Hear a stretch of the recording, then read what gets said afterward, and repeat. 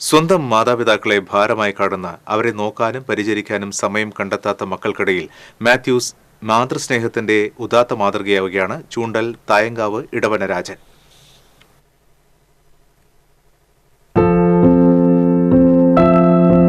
പതിനഞ്ച് വർഷമായി അരയ്ക്ക് താഴെ ചലനശേഷി നഷ്ടപ്പെട്ട സാവിത്രി അമ്മയുടെ കാര്യങ്ങൾ നോക്കുന്നതെല്ലാം മകൻ രാജനാണ്.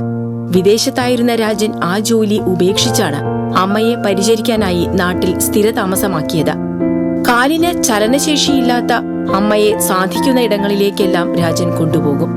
മകനോടൊപ്പമുള്ള യാത്ര ആസ്വദിക്കുകയാണ് സാവിത്രിയമ്മ. വടക്കുന്നാഥനിലെയും കീഴൂരിലെയും ആനയൂട്ടിലെത്തി ആനയ്ക്ക് ഭക്ഷണം കൊടുക്കുന്ന ദൃശ്യം ഏറെ ശ്രദ്ധ നേടിയിരുന്നു. കുട്ടവഞ്ചി, ബോട്ട് തുടങ്ങിയ ജലയാത്രകളും അമ്മയ്ക്ക് പ്രിയമാണ്. വെള്ളത്തിൽ ഭയമില്ല എന്നു മാത്രമല്ല, വേണ്ടി വന്നാൽ നീന്താൻ വരെ റെഡിയാണ്. അടുത്തിടെ വിമാനം കയറി ബോംബെ കാഴ്ചകളും കണ്ട് തിരിച്ചെത്തി.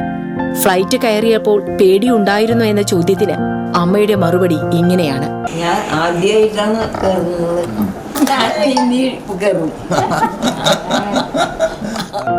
പ്രായാധിക്യത്തിന്റെ അവശതകൾ അലട്ടുമ്പോഴും തളരാത്ത മനസ്സുമായി സ്വന്തം മകന്റെ കൈകളിൽ കുട്ടിയെപ്പോലെ സുരക്ഷിതയായി സന്തോഷവതിയായി അമ്മ യാത്ര തുടരുന്നു.